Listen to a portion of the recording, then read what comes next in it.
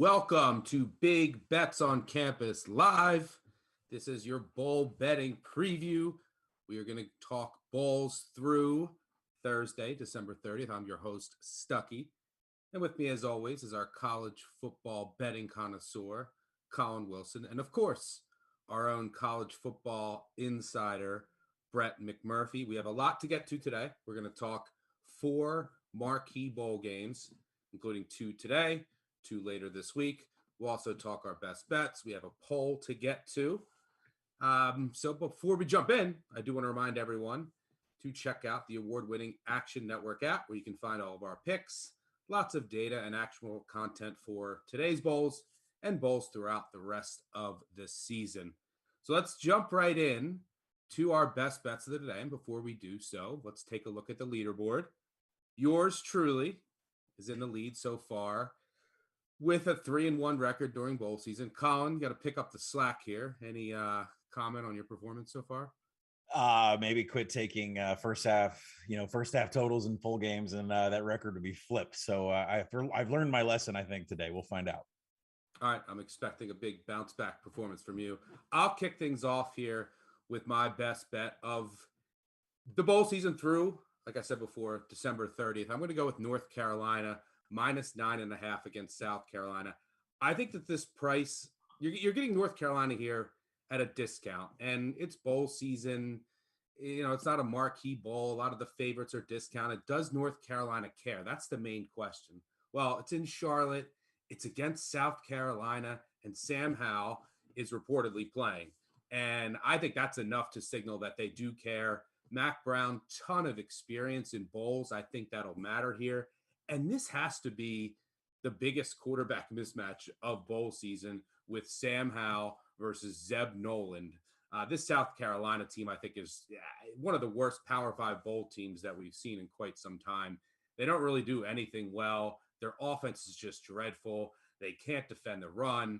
They have their best edge rusher opt out of the bowl. Their leading rusher opted out.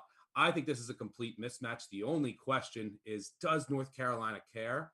And I think it's a resounding yes. I think North Carolina wins this game by double digits. Collin, where are you going for your best bet?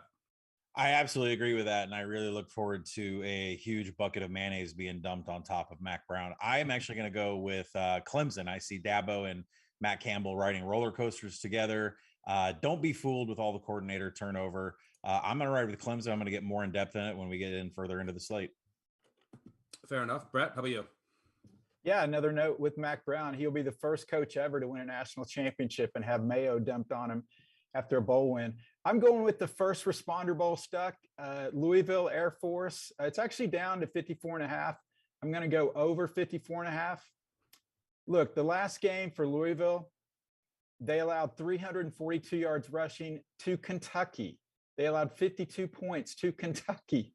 That's the most that they allowed against a Power 5 opponent. That's the most gained by Kentucky against a Power 5 opponent this year.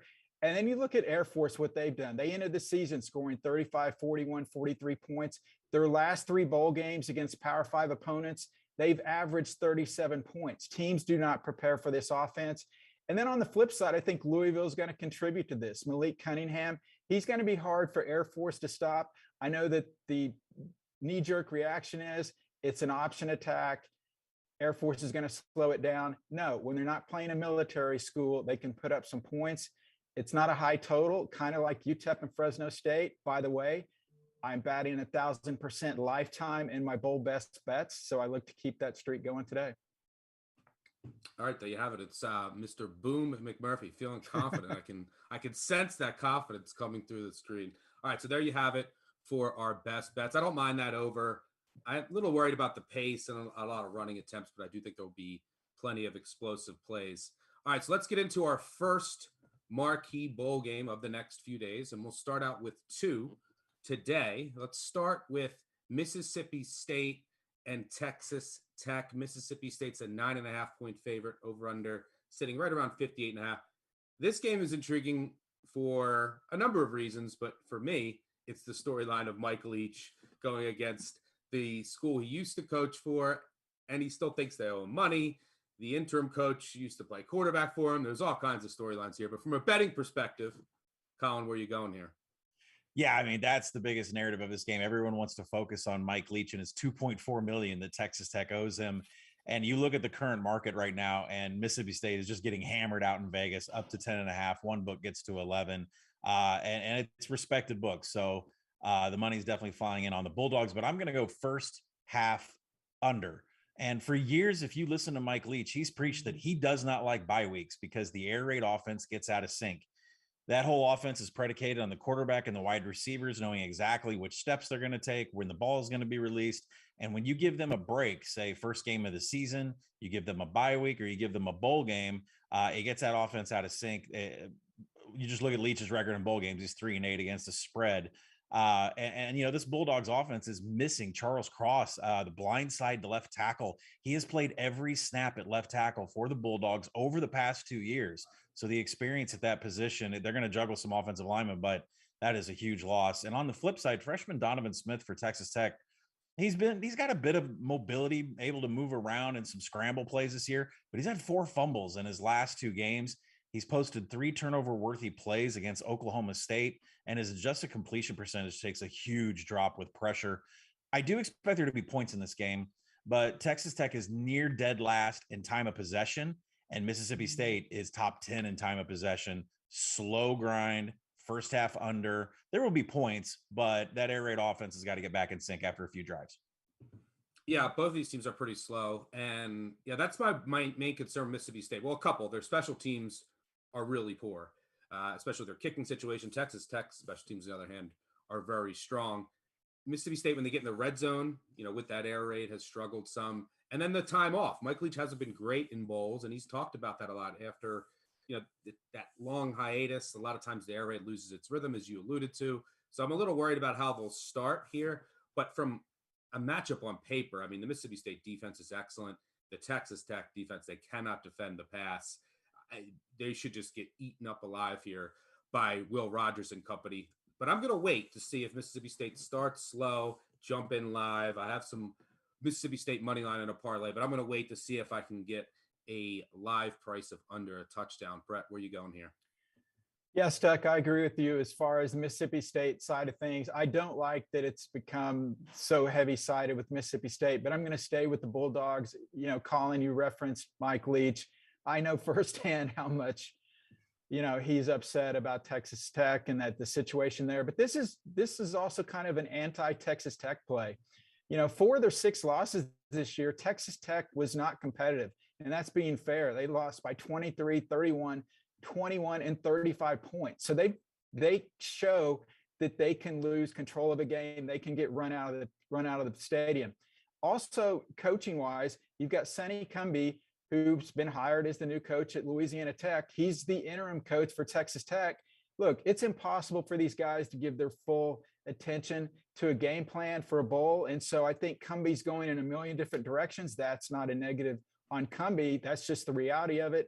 So it's just, there's so many things rolling in Mississippi State's factor. And believe me, if this thing's close, if it's a 7-point game and there's 2 minutes to go, Mike Leach is not taking a knee. He's throwing in the end zone. Yeah, no, that's a fair point. I don't think that there's any reason why Leach would kind of take his foot off the gas here. Let's see if Mississippi State can win this bowl and then avoid a brawl after the fact.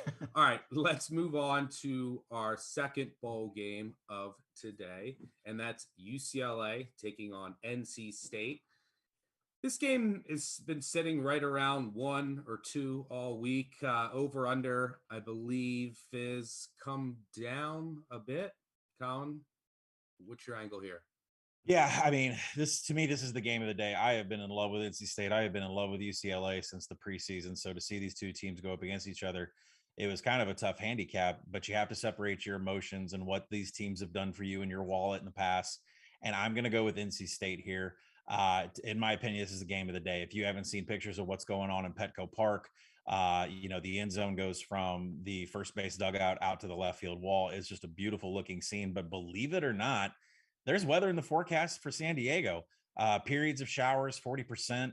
I'm not really sure what that does to the turf or the infield. It looks like it's in pretty good shape, but I don't think it's going to affect the game whatsoever. There's no wind. There might be a little bit of rain, but these are two teams that can definitely throw the ball and definitely run the ball. Listen, Dorian Thompson-Robinson just had his best season from an advanced stats perspective in all the years that he's been at UCLA. And that dual threat rushing attack is going to be healthy, especially with Britton Brown there. But this is an NC State defense that is 6th in success rate, both rush and pass.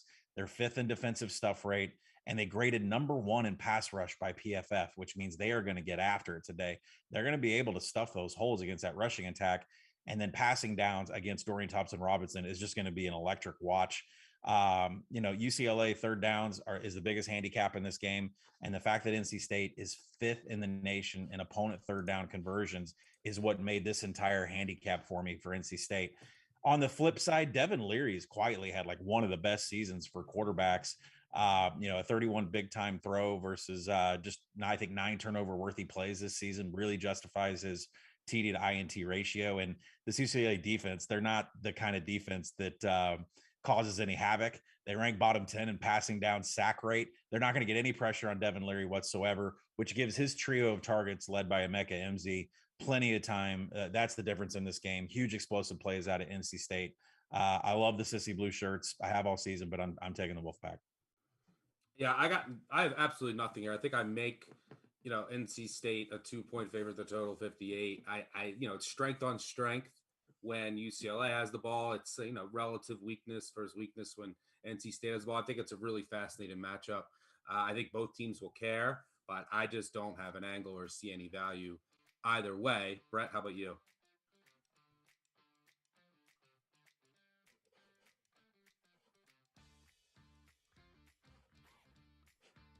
Do we push on Brett and just give him NC State and move on? Yeah, I think we might have lost Brett. He's coming to us remote. I think, all right, so he was going to go with NC State. So let's give him NC State. And let's move on to our Twitter poll of the day. We asked you, what is your favorite bet in the Houston-Auburn game, the Birmingham Bowl? And it looks like a majority of you went with Houston plus 1.5. I agree. I think that Houston, look, will they care is the biggest question. It seems bizarre, but Dana Holgorsen has punted bowls before. He uses them to try different things. I think he's 1-9 against the spread, and it's just the effort hasn't really been there. He doesn't really take them serious, but I think he will with the team that he has this year against an SEC team, and I'm just not sure Auburn really cares here. Their Super Bowl was the Iron Bowl against Alabama. They lost 4 straight in the year, including, a game at 4 overtimes against Alabama. You've seen it then with the opt-outs. Losing McCreary is huge in that secondary. McClain at linebacker. You have a number of offensive linemen that are not playing in this game, either to opt out or injury. That's big against Houston's defensive front. Auburn's not really a team that's going to, attack you downfield. And I think that's how you beat Houston. And I think this Houston team will care. Not sure Auburn does. I like the matchup for Houston. I agree with the people. I think Houston gets this done. Collin, agree or disagree? Well, the market certainly agrees with you and the people. Those twos are gone. There's just been a ton of Houston money this morning, knocked it down to -1. I'm still waiting to see if this goes to a pick. And this is a game that I have in the Action Network app as an under. I like that down to 49. I mean, you mentioned it. The narrative street here is that Dana Holgorsen, he's covered just once in 8 bowl trips. But I think the handicap is really the focus on Brian Harsin getting this running attack, getting the run-pass balance that he has struggled with all season, firing offensive coordinator Mike Bobo, firing a wide receivers coach just a couple of weeks into the year. But specifically his relationship with Tank Bigsby, Tank Bigsby has said, I had never thought about going into the portal, but I have been sold on Brian Harsin's vision of the future. Tank Bigsby did not like splitting carries. He did not like being a big part of this offense. They barely had any rushing yards the final couple games of the SEC season. So I think this is a game where Harsin is specifically going to run the ball hard, which is a tough handicap because Auburn is playing with 3 brand new offensive linemen. And that makes it tough for them. Houston's defense is 40th in stuff rate.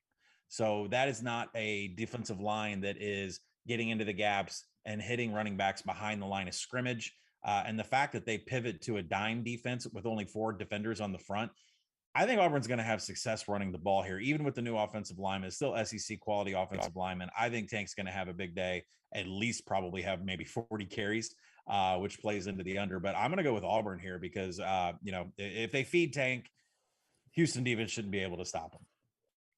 Yeah, I don't know. I mean, one of the things where Auburn struggled with in the past couple of years, and I think it ultimately cost Gus Malzahn his job, is the recruiting in the offensive line. So we could see, a big drop off there. Brett, do we got you back?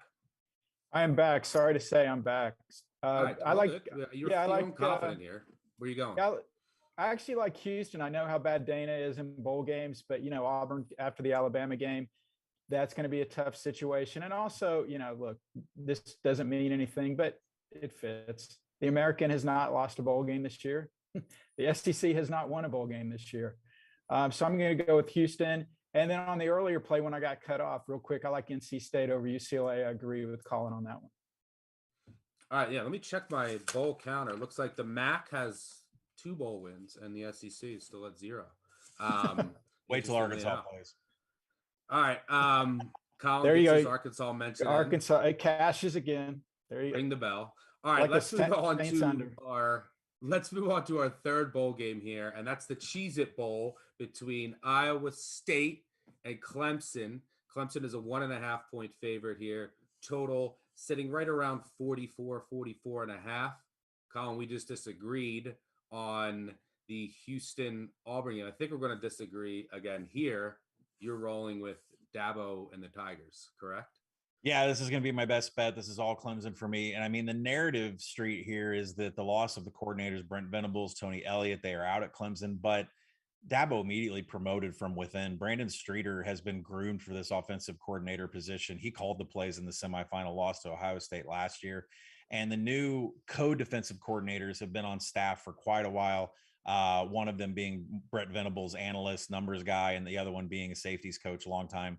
But really, the captain of the defense, James Skowski, he's still on the field, and he's the one that lines up the entire defense. He's the one that calls everything out. Skowski is worth points to the spread. And Stuck, you and I have talked about that years in bowl games where, whenever he gets ejected for targeting, it's a big loss for the Clemson defense. So I love Clemson for that. I don't think it's a downgrade because they've lost their coordinators.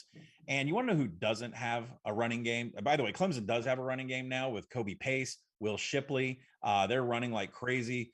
Still cannot throw the ball with DJ Uiagalelei, but these two running backs have been fantastic in this late surge of points over the last 5 games of the season where Clemson has scored at least 30 points. Now, who doesn't have a running game?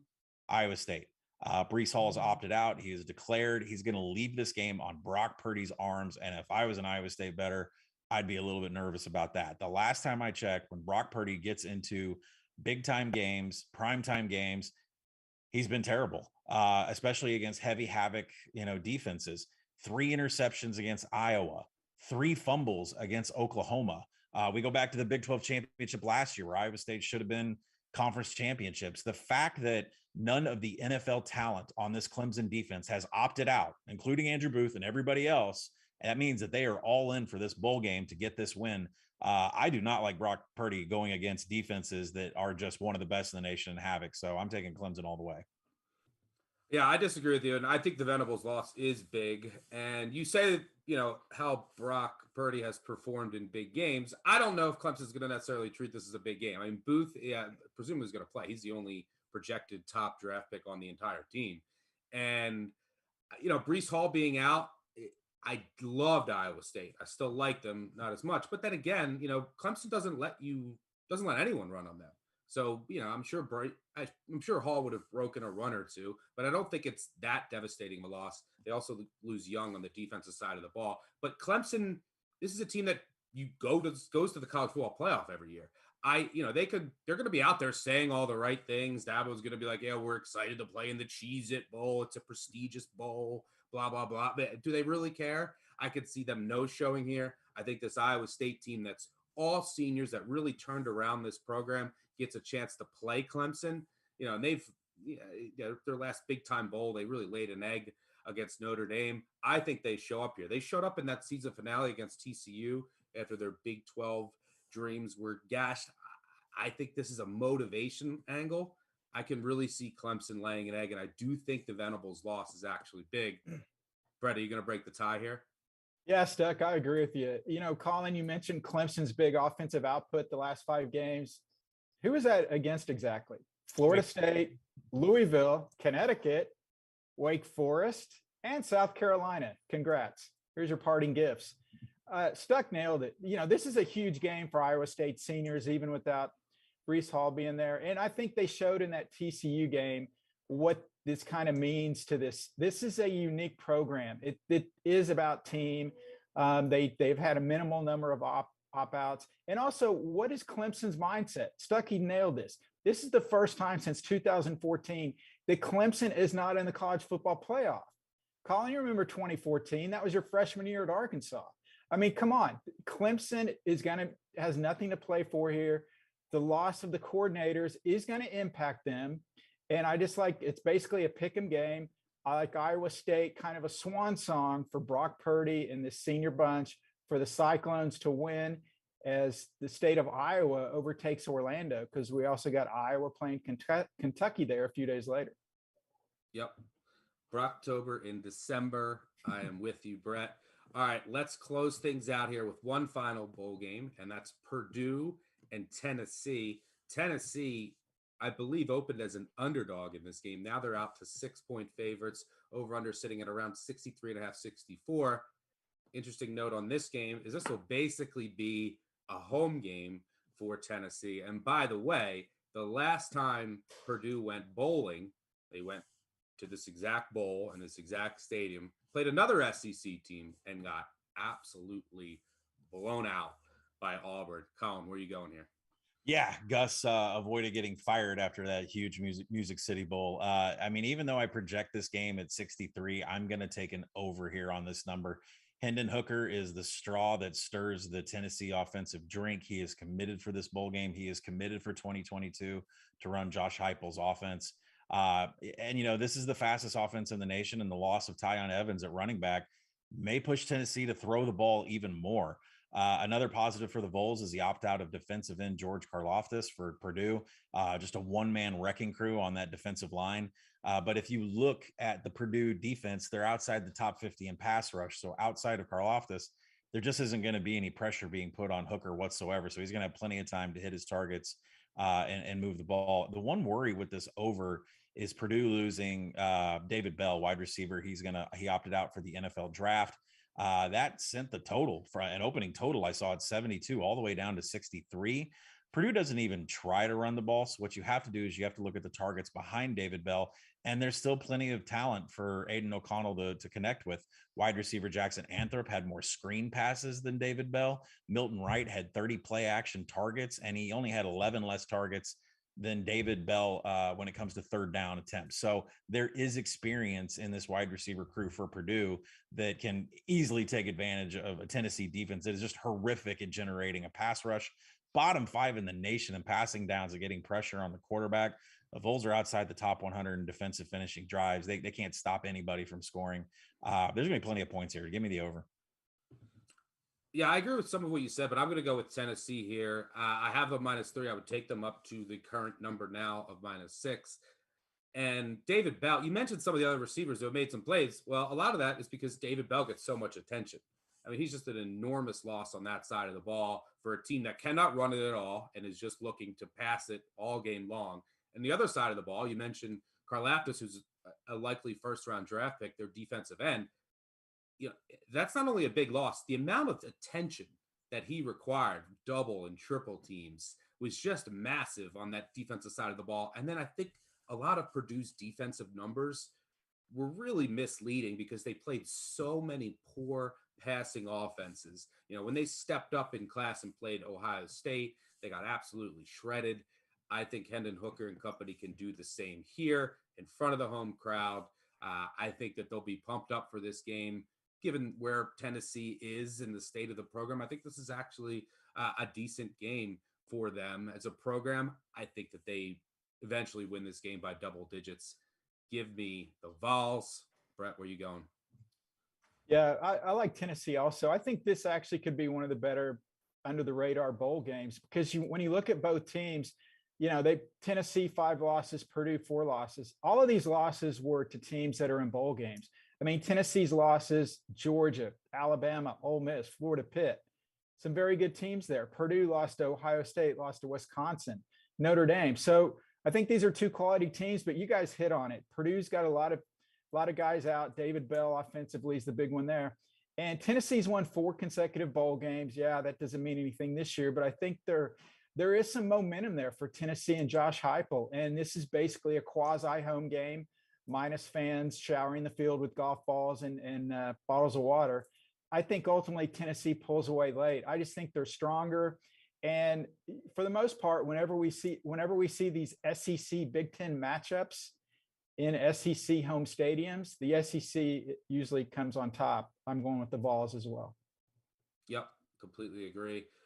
All right, thanks, Collin and Brett, for joining me. As always, we'll have another bowl betting preview for the New Year's Eve and New Year's Day games. And we'll also bring you something live for the national championship. But thanks for tuning in. Good luck on all of your bowl wagers today and throughout the week.